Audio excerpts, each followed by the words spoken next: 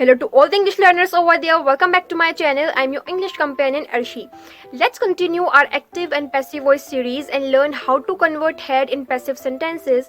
This topic or this particular helping verb had is not at all difficult to convert into passive sentences. So let me just keep this video a bit short and quickly give you some illustrations or examples to make you understand how you can convert had into passive sentences, because as we all know, active and passive voice, it's a grammatical topic. It's important not only for those who are students and who have to take English exams, but it's also important for those who really want to improve their English language skills, because we sometimes have to add on some passive sentences when we are having conversations in English with somebody. So do watch this video completely and learn how you can convert active sentences into passive voice. Yes ज़रूरी नहीं है कि ये topic active और passive voice सिर्फ और सिर्फ उन लोगों के लिए इंपॉर्टेंट है जो कि स्टूडेंट्स हैं या जिनको इंग्लिश का एग्जाम अटेम्प्ट करना होता है, क्योंकि वहाँ पे एक्टिव और पैसिव सेंटेंसेस को कन्वर्ट करने के लिए कहा जाता है। नो, ऐसा नहीं है। ये उन लोगों के लिए भी इम्पॉर्टेंट है जो इंग्लिश को सीखना चाहते हैं। If you really want to learn English, you have to keep this in your mind कि आपको इस टॉपिक को सीखना पड़ेगा। So let's begin the video. Now the question is कि हम जब हैड को या इस हेल्पिंग वर्ब को पैसिव में कन्वर्ट करते हैं तो हमें किन चीज़ों का इस्तेमाल करना है। जिस तरह से हमने हैज़ और हैव के साथ पैसिव में कन्वर्ट करते टाइम बीन वर्ड का यूज़ किया था, सिमिलरली हम हैड को भी बीन वर्ड के साथ ही पैसिव में कन्वर्ट करेंगे और हमारा पूरा पैसिव सेंटेंस रेडी हो जाएगा। फॉर एग्जाम्पल, हैड से हम किस तरह सेंटेंस बनाते हैं टेंस में कि मैंने कोई भी काम कर दिया था। फॉर इंस्टेंस, मैंने खाना खा लिया था, I had eaten the food.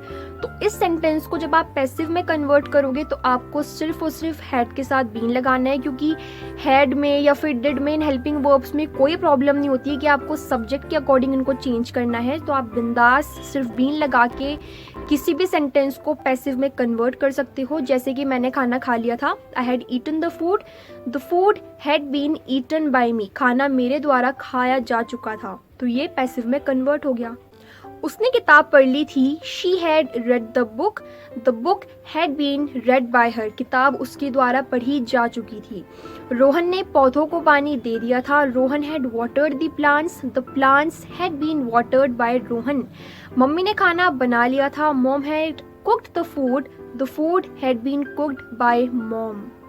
मैंने 2 साल पहले इंग्लिश सीख ली थी, I had learned English 2 years अगो।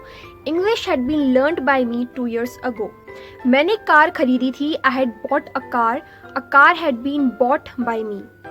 तुमने उसे डांटा था, you had scolded him, he had been scolded by you. उसने जूते उतार दिए थे, she had taken off the shoes had been taken off by her. मैंने जूस पी लिया था, I had drunk the juice had been drunk by me.